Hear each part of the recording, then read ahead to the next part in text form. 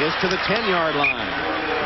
Britt Hager in the center of the defense makes the tackle, but another good gainer as the Browns try to add to that 19-7 lead. And Tom, I go back to the changes that they made on this offensive line. This is the second straight week now that we've seen a dominant performance on the ground by the Cleveland Browns.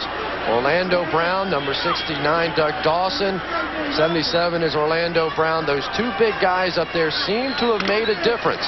That and giving the ball more to Leroy Hort. Tony Jones, the other tackle, really lobbied hard for his coaching staff to give the ball more to Hort. This time it's Ernest Finer that gets the handoff, and he is inside the 5-yard line. Another 5-yard gain on the ground against the defense that is so tough against the run.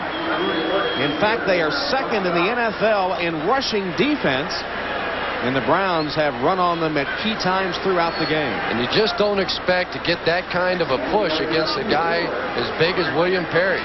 This is nothing complicated at all. They're just turning and handing the ball off and just plowing straight ahead. No traps, nothing. Just pushing this Eagles team off the ball. And there you see the results. 114 yards rushing. Ford has 85 of them. He's out of the game now. It's Finer.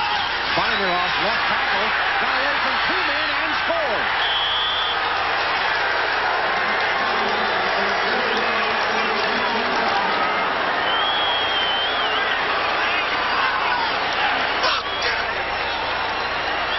Well, now how about a little respect for the Cleveland Browns?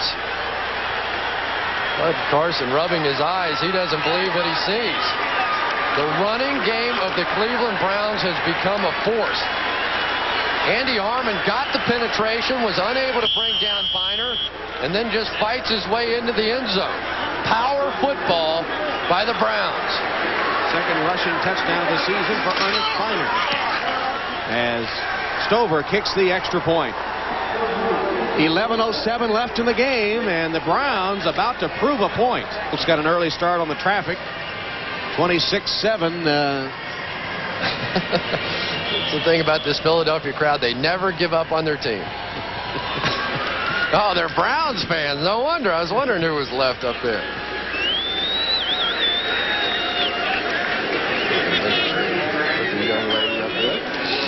And the new quarterback is Brad Gable for the Cleveland Browns.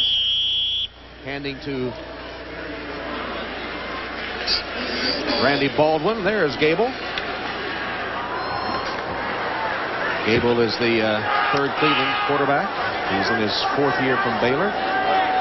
Was activated last week because of the injury to Testaverde. And formerly played with the Eagles, as you see. Well, tonight, the most controversial motion picture of our time. Oscar winners Kevin Costner and Tommy Lee Jones head the all-star cast in the network television premiere of Oliver Stone's JFK. It'll make you think. JFK, the controversial Oliver Stone movie, tonight, 9 o'clock, 8 Central, here on NBC. That'll be after Earth 2 and after Sequest. Great lineup tonight here on NBC.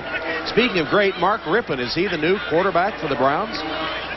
Wasn't phenomenal today. The numbers, 12 for 30, 158 yards, but he keeps winning for this football team. And the more and more that they look like, he gets a handshake from Steve Crosby, a couple other coaches, but the more and more they go to this Washington style of offense with the 2 tight ends and what he was so used to playing in Washington. Rod Dowhauer was his quarterback coach over there with the Redskins.